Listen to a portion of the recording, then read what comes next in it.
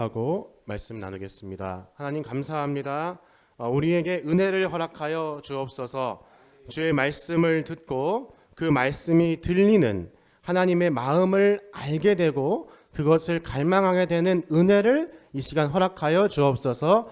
지혜와 계시의 성령이시여 우리 가운데 역사하여 주시고 우리 가운데 일하여 주옵소서.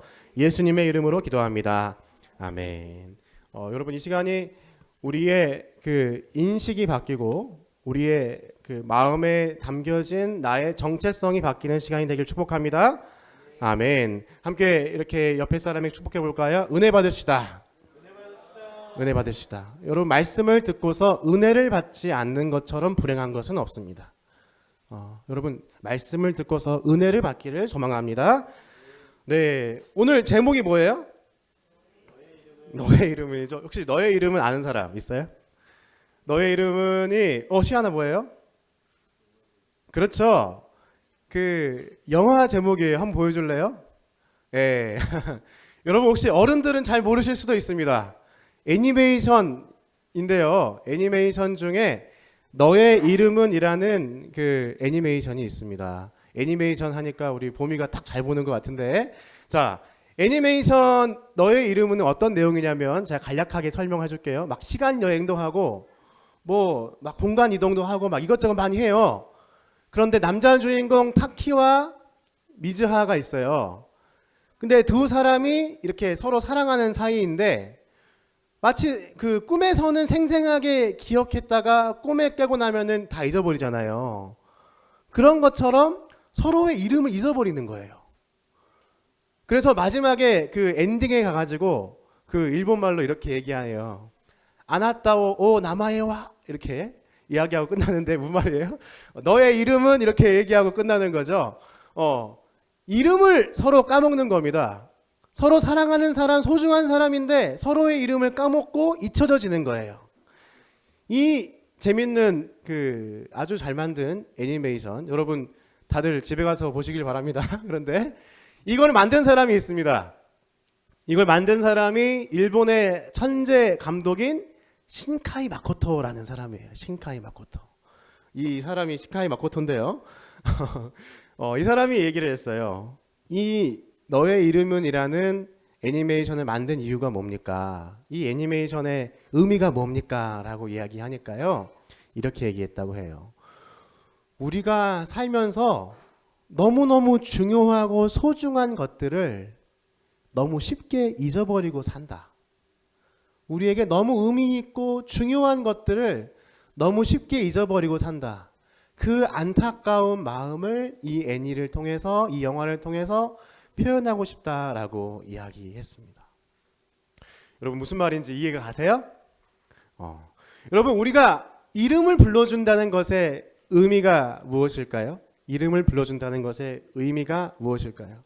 여러분, 각자가 다 이름이 있으실 것입니다. 한국 사람들에게는 그 이름의 한자 뜻도 있고 요즘에는 그 고유 한국어로 지은 사람들도 있습니다. 그런데 모두가 그 이름의 의미가 있습니다. 근데 우리가 그 사람의 이름을 부를 때 그 의미도 중요하지만 우리가 그 사람의 이름을 기억하고 그 사람의 이름을 불러준다는 것 자체에 큰 의미가 있습니다. 주보에도 적어놨는데요. 우리 한 시가 있어요. 여러분, 우리가 약간 감성적이고 문학적인 사람들이잖아요. 그렇죠? 그래서 시를 한번 제가 읽어드리겠습니다. 넘겨보시고 같이 한번 볼까요? 네, 김춘수 시인의 꽃이라는 시인데요. 내가 그의 이름을 불러주기 전에는 그는 다만 하나의 몸짓에 지나지 않았다. 내가 그의 이름을 불러주었을 때 그는 나에게로 와서 꽃이 되었다. 좀 중략해서 우리들은 모두 무엇이 되고 싶다. 너는 나에게, 나는 너에게 잊혀지지 않는 하나의 눈짓이 되고 싶다. 이 시가 우리가 누군가의 이름을 불러준다는 것이 무엇인지, 우리가 누군가의 이름을 기억하고 서로 부른다는 것이 어떤 의미인지를 잘 알려주는 시인 것 같습니다. 우리가 이름을 알려주고 우리 이름을 부른다는 것의 의미가 무엇일까요? 혹은 이름을 잃어버린다는 것의 의미가 무엇일까요? 우리가 이름을 부른다는 것은 그 사람과의 관계가 시작되는 것입니다. 그 사람의 존재가 나의 존재의 의미가 되는 것입니다. 그 사람의 관계가 내 삶의 목적이 되는 것이고 내 삶의 기쁨이 되는 것이고 내가 살아가야 할 이유가 되는 것입니다. 타키와 미즈하가 서로의 이름을 잃어버렸다면 그들은 자기들이 살아가야 할 목적과 이름을 잊어버리고 살아가는 게 되는 것입니다. 여러분, 이름이라는 것은 그런 의미입니다. 우리가 살아가는 데 있어서 누구의 이름을 부르고 있는가, 혹은 나의 이름을 누가 불러주고 있는가, 누가 나를 의미 있는 사람으로 생각하는가, 나는 누구를 의미 있는 사람으로 생각하는가 라는 것이 이 이름이라는 것에 담겨 있습니다. 내가 누군가의 이름을 불러서, 누군가 나의 이름을 불러주어서 내가 그 사람의 아름다운 꽃이 되어주는 것이죠. 여러분, 그런 의미에서 한번 옆에 사람에게 그분의 이름을 불러보는 시간을 가져볼까요? 한번 이름을 불러볼래요? 너가 나의 삶의 큰 의미야. 너의 나의 삶의 하나의 목적이야. 그런 마음에서 한번 불러볼까요? 예지야 이렇게 한번 불러볼까요? 시아나 이렇게 불러볼까요? 네. 안 부르는 사람들이 있는 것 같아요, 서로를. 그런데 여러분, 오늘 본문을 보니까요, 룻기 본문을 보니까요, 여러분이 안 불렀잖아요. 아까 안 부른 사람들이 있는 것 같아요. 외면하는 사람들이 있는 것 같아요. 이름이 그 사람이 있는데 그 사람 이름을 부르기가 싫은 거죠, 그렇죠? 오늘 말씀에서도 비슷한 내용이 나옵니다. 오늘 말씀에는 이름이 있지만 이름이 불려지지 않는 사람이 나옵니다. 그 사람이 누구입니까? 같이 한번 본문을 보겠습니다. 1절, 2절입니다. 제가 읽을게요. 보아스가 성문으로 올라가서 거기 앉아 있더니 마침 보아스가 말하던 기업 물을 자가 지나가는지라. 보아스가 그에게 이르되 아무개여 이리로 와서 앉으라 하니 그가 와서 앉으매. 마을 사람들 모두가 그 사람의 이름을 알았을 거예요. 같은 마을 사람이니까. 여기 스토리는 다 아시죠? 지난번에 우리가 배웠죠? 보아스에게 룻이 찾아왔습니다. 룻이 찾아와서 우리 집안에 기업 물을 사람이 되어주세요 라고 물어보자 보아스가 알겠다. 그런데 나보다 가까운 더 적법한 사람이 있으니 그 사람에게 물어본 다음에 하자라고 얘기했어요. 그 다음에 보아스가 올라가서 그 기업 물을 자를 부르는 거예요. 그런데 그 사람 이름을 뭐라 그래요? 아무개라고 얘기하는 거예요. 성이 아시고 무개예요? 그게 아니죠. 아무개라는 말을 우리 모르는 친구들이 있을 수 있어요. 이건 무슨 말이냐면 쉽게 얘기하면 이런 거예요. 어중이 떠중이, 어떤 사람, 이런 의미입니다. 히브리어는 페로니 알모니 이렇게 얘기해요. 약간 재밌죠? 페로니 알모니. 어중이 떠중이 딱 이거예요. 어떤 사람. 그 사람의 이름을 성경이 기록하고 기억하질 않는 거예요. 이상하죠? 이 사람이 보아스가 불러서 기업 물을 자로서 이 사람을 이야기하고 그에게 룻을 제시합니다. 넘겨보세요. 같이 보게 3절입니다. 보아스가 그 기업 물을 자에게 이르되 모압 지방에서 돌아온 나오미가 우리 형제 엘리멜렉의 소유지를 팔려함으로 내가 여기에 앉은 이들과 내 백성의 장로들 앞에서 그것을 사라고 너한테 말하여 알게 하려 하였노라. 보아스가 얘기하는 거죠. 내가 이 기업 물을 사람이 왔는데, 나오미 집안이 왔는데 너가 이거 기업 물을 사람이야. 그래서 내가 물으려면 물으려니와 만일 내가 물으지 아니하거든 내게 와서 고하게 알게 하라. 기업 물을 사람이 후보가 두 명이 있는 거예요. 한 명은 보아스고 한 명은 아무개인 거예요. 어중이 떠중이 엘론이 말론이에요. 그런데 이 사람에게 와서 네가 먼저 우선순위가 있으니까 물으려면은 네가 고엘이 되고 기업 물을 자가 되라라고 얘기하는 거예요. 그러자 이 사람이 얘기합니다. 알겠다. 내가 기업 물을 사람이 되겠다라고 얘기하는 거죠. 자, 그러자 보아스가 이야기합니다. 4절입니다. 자, 그 다음입니다. 네, 보아스가 이르되 내가 나오미의 손에서 그 밭을 사는 날에 곧 죽은 자의 아내 모압 여인 룻에게 사서 그 죽은 자의 기업을 그의 이름으로 세워야 할지니라 하니. 이게 무슨 말이에요? 기업을 물은다고 했어요. 아무개가 내가 기업 물을 자가 될게요. 내가 엘리멜렉의 집안을 위해서 기업 물을 자가 될게요 라고 얘기하는 거예요. 그런데 이 아무개는 그 일이 무슨 의미인지를 몰랐던 거예요. 어떤 손해를 감당해야 될지를 몰랐던 거예요. 보아스가 그 의미를 얘기해 주는 겁니다. 네가 만약에 그 기업을 물은다면 어떻게 되냐면, 너가 나오미의 집안이 빼앗긴 땅, 빚이 많아서 다 팔아버린 땅, 그걸 대신 네가 다 사줘야 돼. 네 돈을 들여서 그 밭들을 다 사줘야 돼. 회복시켜줘야 돼. 그리고 너에게 자녀가 태어나면 너의 집안의 이름으로 그 자녀를 삼는 것이 아니라 엘리멜렉의, 나오미의 집안의 사람으로 그 자녀를 삼아야 돼 라고 기업 물으는 것이 무엇인지를 알려주는 거예요. 그러자 기업 물을 자가, 아무개 씨가 이렇게 얘기하는 거예요.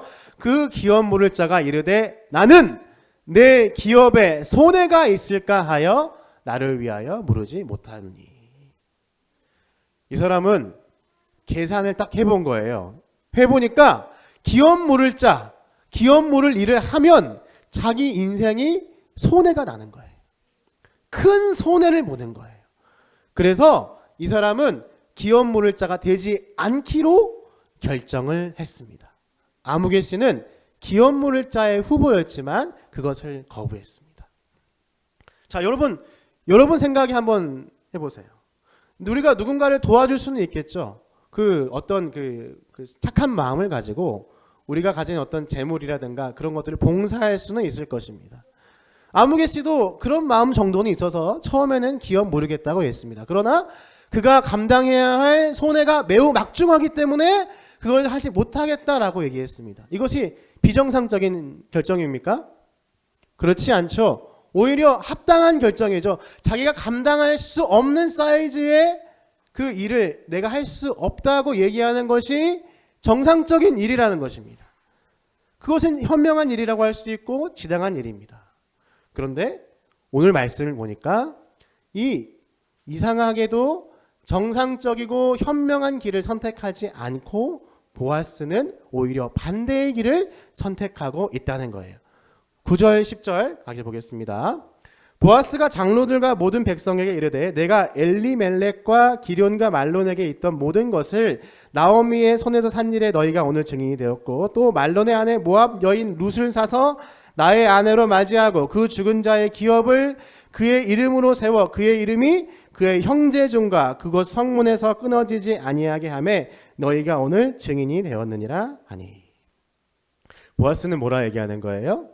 내가 기다렸다는 듯이 아주 아무개 씨가 내가 안 하겠어요, 내가 안 할래요 라는 말을 기다렸다는 듯이 바로 받아가지고 내가 기업 물을 자가 될게요 라고 뛰어들고 있는 거예요. 그 모인 모든 사람들에게 그 말에 대해서 더 이상 왈가불고하지 못하도록 확정을 지어놓고 있는 거예요. 자, 지금부터가 이제 시작인 거예요. 여러분, 보아스는 왜 그랬을까요? 보아스는 왜 기업 물을 자의 손해를 감당하려고 했을까요? 이것을 알지 못하면 룻기를 읽어도 읽은 게 아닌 거가 됩니다. 룻기를 보아도 보는 것이 아닌 게 됩니다. 여러분, 보아스는 도대체 어떤 이유 때문에 룻을 자기 아내로 삼고 자기의 재산에 막중한 손해를 입고서라도 엘리멜렉의 집안을 회복해 주려고 했을까요? 그 이유가 뭘까요? 뭔가 보아스는 이름이 뭐예요? 보아스잖아요. 뭔가 보아스가 본 게 있는 거예요. 뭔가 아무개 씨가 보지 못한 뭔가를 본 거예요. 그게 뭘까요? 여러분, 그것을 알아야 됩니다. 그것을 알아차리는 것이 오늘 우리가 가지고 가야 할 이야기입니다. 에베소서 1장 말씀을 함께 읽어보겠습니다. 자, 잘 들어보세요. 우리 주 예수 그리스도의 하나님 영광의 아버지께서 지혜와 계시의 영을 너희에게 주사 하나님을 알게 하시고 너의 마음의 눈을 밝히사 그의 부르심의 소망이 무엇이며 성도 안에서 그 기업의 영광의 풍성함이 무엇이며. 자, 바울이 기도하는 거예요. 그리스도를 아는 성도들에게 위해서 기도하는 거예요. 뭐라고 기도하냐면 하나님께서 영광의 아버지께서 우리에게 뭘 주사? 지혜와 계시의 영. 누구시죠? 성령 하나님이에요. 성령 하나님을 우리에게 부어주시는 거예요. 그렇게 되면 우리에게 무슨 일이 일어나냐면요, 첫 번째, 하나님을 알게 되는 거예요. 그리고 그 다음에 무슨 일이 일어납니까? 우리 마음의 눈이 밝아지는 거예요. 우리가 감겨졌던, 우리가 보지 못했던 영적인 눈이 성령 하나님으로 인해서 떠지게 되는 거예요. 보아스가 볼 수 있었던 이유는, 다른 무언가를 볼 수 있었던 이유는, 내가 기업 물을 자가 되겠다고 기다렸다는 듯이 뛰어들 수 있었던 이유는, 그가 무언가를 봤는데 성령께서 그의 눈을 밝혀주셨다는 거예요. 하나님의 부르심이 자기의 소망이 되고, 하나님의 기업의 영광이 얼마나 크고 풍성하고 영광스럽고 명예스러운 것인지를 알게 된 일이 보아스에게 나타난 것입니다. 여러분, 우리가 예수 그리스도를 아는 사람들이라면 우리에게 성령께서 임하셔서 우리의 영적 눈을 밝혀주셔야 되는 거예요. 우리는 세상 사람들이 보지 못하는, 아무개 씨가 보지 못했던 그것을 보는 거예요. 우리는 하나님께서 우리에게 부어주신 성령으로 인해서 영적인 세상을 바라보는 거예요. 이 땅의 기업만이 아니라 영적 기업을 바라보는 거예요. 이 땅에 속한 것이 그것에 만족하는 게 아니라 하나님의 것으로 채워지지 않으면 만족할 수가 없는 사람이 되는 거예요. 그게 우리의 마음의 눈을 밝혀주시는 거예요. 그럼 구체적으로 보아스가, 그가 마음의 눈을 밝혀서 보아스가 보았을 영광의 부르심의 소망과 기업의 영광이 무엇이었을까요? 자, 창세기 말씀으로 가보겠습니다. 창세기 49장 10절 시작. 규가 유다를 떠나지 아니하며 통치자의 지팡이가 그 발 사시에서 떠나지 아니하기를 실로가 오시기까지 이르리니 그에게 모든 백성이 복종하리로다. 보아스는 어느 집안의 사람이었습니까? 유다 지파의 사람이었습니다. 유다 지파에는 큰 하나의 그 지파가 있는 거예요. 한 족속이. 그 중에서는 엘리멜렉의 가문도 있고 보아스의 가문도 있고 아무개의 가문도 있고 이렇게 여러 개가 있는 거예요. 그렇죠? 그런데 야곱이 유다에게 주었던 하나님의 축복이 있었습니다. 하나님의 기업이 있었습니다. 그게 무엇이었냐면 규, 왕의 상징인 규가 유다를 떠나지 아니하며 통치자의 지팡이가 떠나지 않는다고 얘기하는 거예요. 실로, 샬롬, 평화, 완전한 하나님의 평화가 오기까지 그에게 복종하는 왕의, 하나님 나라의 왕의 통치가 그 지파를 통해서 이루어질 것이라고 예언했던 것이에요. 그러면 보아스는 이 말씀을 기억했다면 보아스는 이 사건을 통해서 무엇을 본 거예요? 엘리멜렉의 집안이 멸족당할 수도 있는, 그 집안의 이름이 끊길 수 있는 그 상황을 보고서 뭘 본 거예요? 보아스는 하나님의 나라와 하나님의 역사를 생각한 사람인 거예요. 보아스에게는요, 자기의 지파인 이 유다 지파가 그들의 안에 속한 각 가문들이 존속하고 그 이름이 계속해서 계승되어서 하나님께서 그 지파에게 허락하신 하나님 나라의 통치자로서의 그 권세와 그 영광이 지속되어지고 예수 그리스도의 그 영원한 통치에 이르기까지 자기들이 해야 할 그 일이 끊어지지 않는 것이 중요했던 거예요. 보아스는 눈은 그걸 본 거예요. 그리고 그걸 보니까 지금 내가 부유한 사람이고 돈이 있는 사람이지만 내가 지금 이 땅에서 잘 살고 내 세대에서 만족하는 것 정도로 만족할 수가 없었던 거예요. 왜? 지금 이 일을 위해서는 누가 필요해요? 엘리멜렉의 집안의 이름이 끊어지지 않는 게 중요한 거예요. 보아스는 그걸 본 거라니까요. 보아스는 그러니까 자기가 가진 것을 모두 다 투자할 수가 있었던 거예요. 아무개 씨가 안 하겠다고 하니까 그러면 내가 하겠다라고 뛰어들 수밖에 없었던 거예요. 여러분, 영적 눈이 열린 사람은 바로 이런 사람입니다. 영적 눈이 열린 사람은요, 큰 하나님의 나라를 보는 거예요.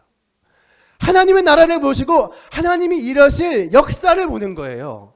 하나님께서 행하실 그 광대하신 영광의 기업의 풍성함을 보는 거예요. 그런데 미안하지만 아무개 씨는, 엘로니 멜로니는 그것을 보지 못한 거예요. 자기 세대에서, 자기 개인의 인생에서 내가 손해를 보고 돈을 많이 벌고 내가 누군가에게 인정받는 것을 본 거죠. 하나님의 큰 거시적 관점을 보지 못한 거예요. 성경은 의도적으로 이 아무개 씨의 이름을 말하지 않지만 이 사람에게 이야기합니다. 이 사람을 계속해서 이렇게 이야기합니다. 그 기업 물을 자가, 그 기업 물을 자가, 그 기업 물을 자가, 그 기업 물을 자가. 하나님은 이 아무개 씨에게 네가 바로 기업을 물러야 할 사람이다. 너가 바로 기업을 물러야 할 적정한 사람이다. 라고 이야기하고 계시는 거예요. 그의 바로 옆에서 가장 최선의 방법에서 자기 옆에서 하나님의 역사 가운데 자기가 뛰어들고 그분의 영광에 참여할 수 있는 그 길이 열려 있는데 그가 바로 고엘이고 그가 바로 기업 물을 자인데 그것을 알아차리지 못하는 거예요. 그의 눈이 닫혀 있기 때문이에요. 그 가운데는 지혜와 계시의 영이 있지 않았기 때문이에요. 예수께서 말씀하셨어요.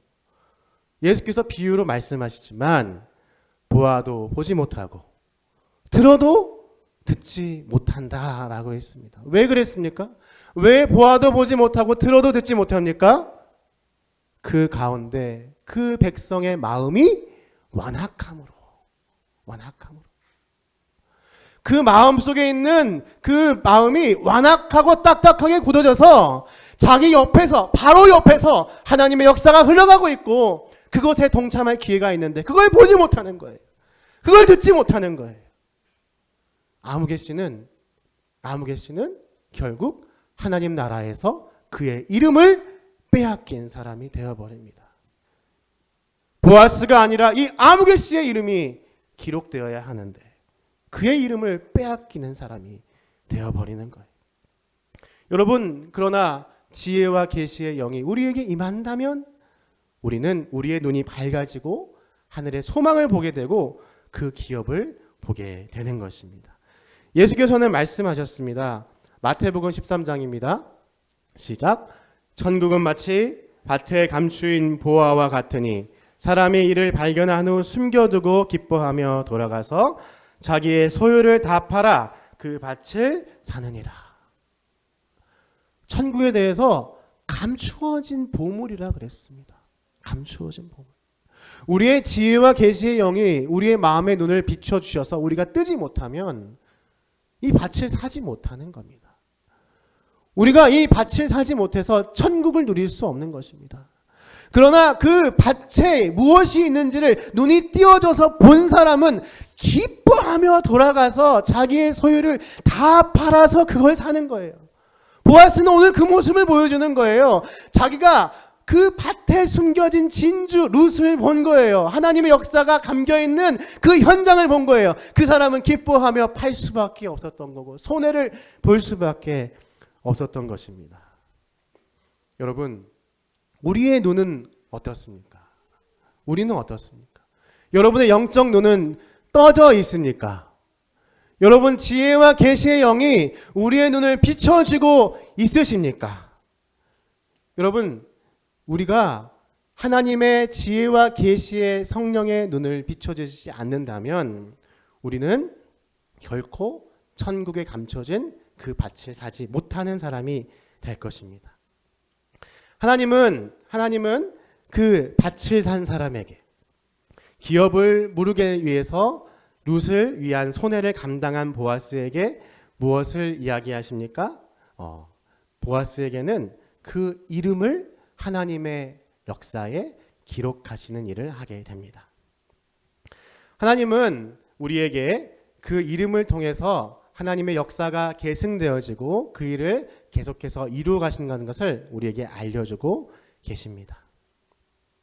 여러분, 말씀을 마무리합니다. 여러분은 그 아무개의 상황입니까? 그렇지 않으면 보아스의 상황입니까? 여러분의 지혜의 영과 계시의 영이 띄어져 있습니까? 그렇지 않으면 우리의 마음의 완악함으로 닫혀져 있습니까? 하나님은 우리를 기억하시고 우리를 부르고 계십니다. 이사야 말씀에서는 이렇게 이야기합니다. 내가 너를 손바닥에 새겼고 너의 성벽이 항상 내 앞에 있나니. 하나님은 우리의 이름을 새기시고 우리를 계속해서 부르고 계십니다. 하나님은 우리가 그분 앞에 와서 처음에 읽었던 김춘수 씨의 시처럼 그분 앞에 잊혀지지 않는 몸짓이 되고 그분의 꽃이 되기를 바라십니다. 그러나 우리가 그 부름 앞에 응답하지 않는다면 우리 또한 우리의 이름 또한 기억되지 않는 하나님의 역사와는 상관없는 사람들이 되고 말 것입니다. 우리 아무개가 아니라 보아스가 되길 선택하는 귀한 성도들 되시길 주의 이름으로 축복합니다. 기도하고 마무리하겠습니다. 기도하겠습니다.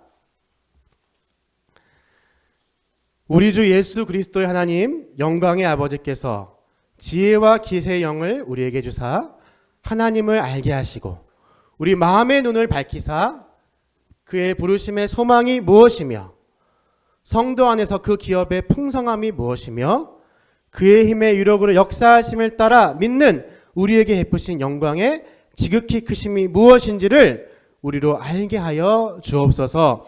하나님 아버지, 우리가 세상의 육적인 눈이 아니라 세상의 관점이 아니라 세상이 바라는 것에 따라가는 것이 아니라 세상이 나를 바라보고 나를 불러주는 것에 의미를 두는 것이 아니라 오직 성령께서 주시는 그 능력으로 하나님의 부름에 응답하게 하여 주시옵소서. 하나님, 내가 세상에서는 잊혀진다 하더라도 주님 앞에서는 잊혀지지 않는 자가 되게 하여 주시고 우리의 의미가 우리의 삶의 의미와 정체가 하나님 앞에서 발견되게 하여 주시옵소서. 우리 가운데 우리의 삶의 인식이 변화되게 하여 주시며 주를 향한 신앙의 고백이 달라지게 하여 주시옵시며 우리 가운데 그 마음이 회복되게 하여 주시옵소서. 주님께서 모든 것을 이끄시고 함께 하심을 믿으며 예수님의 이름으로 기도합니다. 아멘.